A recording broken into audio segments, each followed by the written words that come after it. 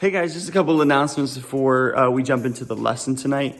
The May calendar is out, and just a couple big things to highlight from that is there's not going to be any youth. There will be no Zoom, no nothing on Mother's Day. So spend time with your mothers, lavish them with your love and your gifts and whatever else that you can lavish them with. And then our end of the year, like no more youth after this point, is the mystery dinner is on the calendar. You can check out the date, the time, all of that on the calendar. I just want to highlight the theme. So it's this 1920s like gangster theme, and it's gonna be amazing. So you can start signing up next week, next Sunday. There will be a sign up on the youth section of our website. And you can sign up right up until, I think it's Sunday or Monday before the mystery dinner. But the sooner you get signed up, the better it is. The sooner that you will get your character and you can start kind of planning your outfit, all that jazz. They're always a great time. There's good food, fun costumes, great prizes. It's just always a really great time. So hopefully you sign up for that. If you have any questions about it, let me know. Reach out to some of the other youth who have done it before. They keep coming back because it's fun. So it's just a great time. Anyways, if you have any questions about the youth calendar or whatever you need, just give me a call. Let's chat. All right, let's jump into the lesson. Hi, my name is Drew. And I have huge eyes. We're jumping back into this idea that Jesus is the best storyteller there is, right? And Jesus has this uncanny ability to tell wonderful stories, things that we can easily relate to, things that we understand, and things that kind of tug at our heartstrings. And at the same time, he applies them to his kingdom, right? So they're not just good stories for the sake of being entertained, but they're stories that they're transformative stories. They're stories that take us from one place to the next and affect our spirituality, affect the way that we go with our life. And so today, the whole story is about that there's room at the party for everyone, right? Everyone gets to come to the party. No one is ever left out.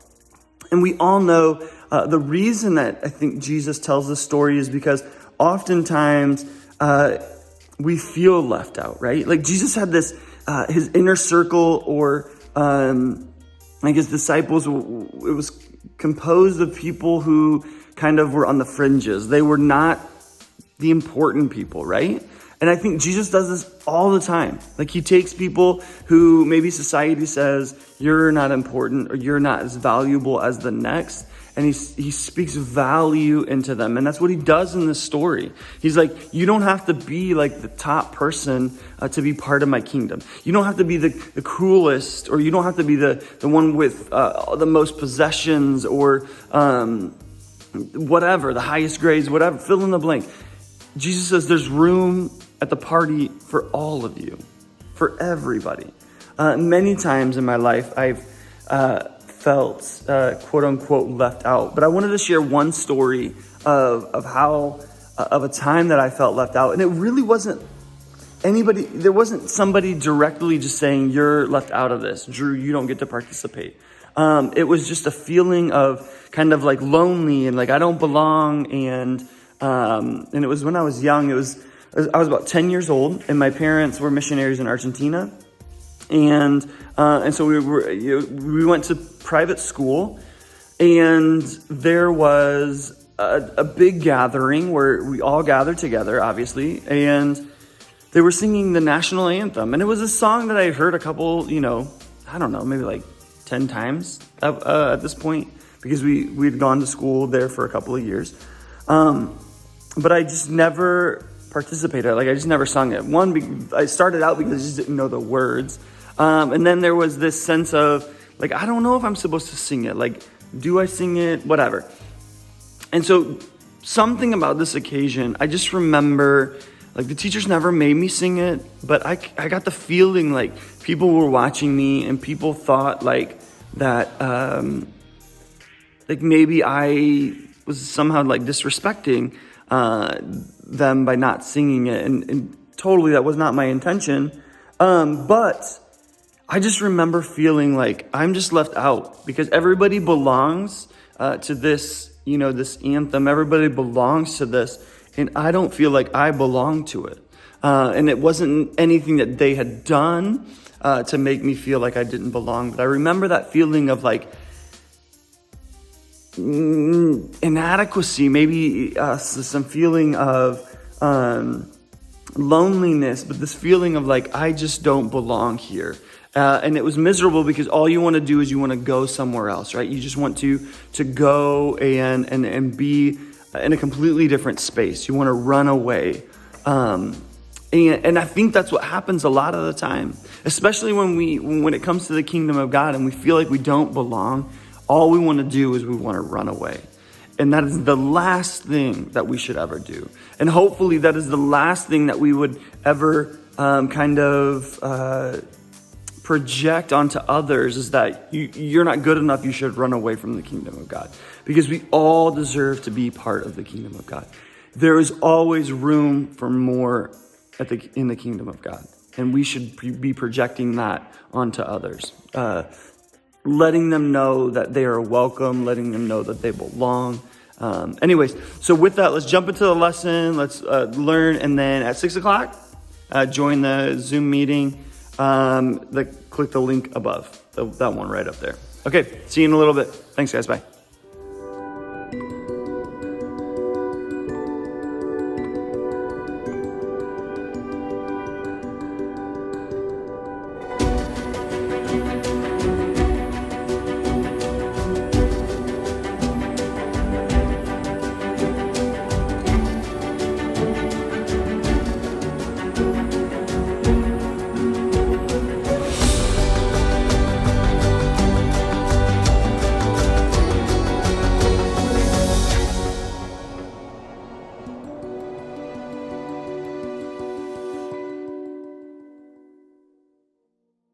Hi, it's Raisa. Today we're going to talk about being left out.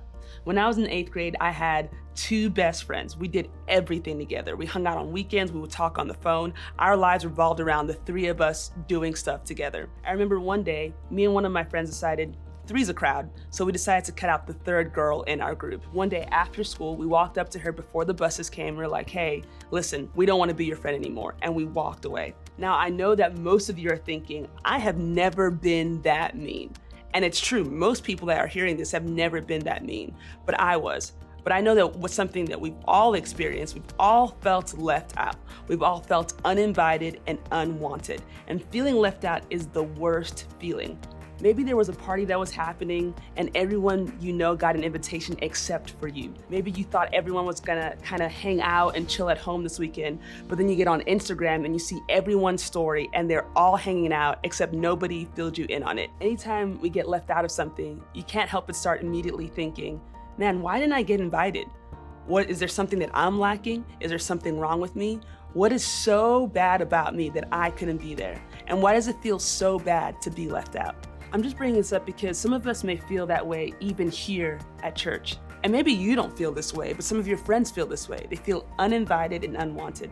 I had a friend one time tell me, like, yo, if I showed up in church, the whole place would burn down. And I was like, bro, it absolutely would. No, I didn't say that to him. Instead, I paused and I was like, man, why do you feel that way? How come you feel like in church, it's the one place that you don't belong? It broke my heart that this place that I get to call home, he didn't feel like he belonged in. But it didn't surprise me that he felt that way. Honestly, the idea of church being a fearful place is something that is not new, but it's been around for thousands of years. Religious leaders have been starting this type of rumor for the last 2,000 years, and it's still making its rounds today. Back in Jesus' time on earth, the religious leaders were always the ones on the Snap and Instagram stories. They were the ones who were on the inside and got the invites because people thought they understood God better than others. They were considered superior to everyone else. To most people in that day and age, it seemed as though God loved them more than everyone else. If God threw a party, they'd be on the A-list and regular people would not make the cut. Basically, they lived with the idea that you must be impressive to be invited. There were a certain type of person you had to be. You had to have a certain type of reputation and lifestyle. People were convinced that only the people who behaved perfectly were welcomed in the presence of God. After all, God's guest list was only extended to the people who were truly deserving of an invitation. So that's what they taught, that God was only for the holy, noble, good, and worthy. And this meant that a lot of people got left out. Like we said last week, we all have a tendency to believe that some groups of people belong in church and others don't. This thought process has been going on for a very long time. Maybe you felt like you don't belong. Maybe you're sitting there thinking, if anyone knew what I've been up to, they would wonder, why am I here? Or if I, as your pastor, knew what you've been thinking, doing, believing, or doubting, I would tell you that you don't belong here. If you ever felt that way, you're not alone, and there's nothing wrong with you. Jesus isn't where this belief comes from. In fact, Jesus made it really clear how he felt about this idea. And he did that by telling a story. Because remember, Jesus was a great storyteller, and he told parables to give people insight into what the heart of God is all about. So today we're going to go take a look at a story that he told about who belongs and fits in.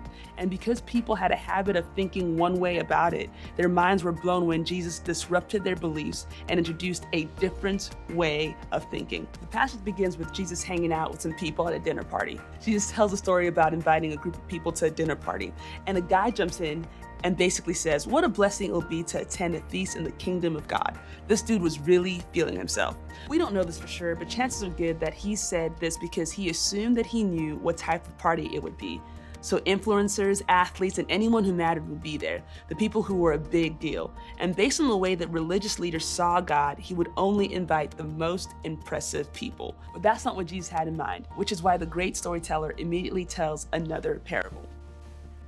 A certain man was preparing a great banquet and invited many guests.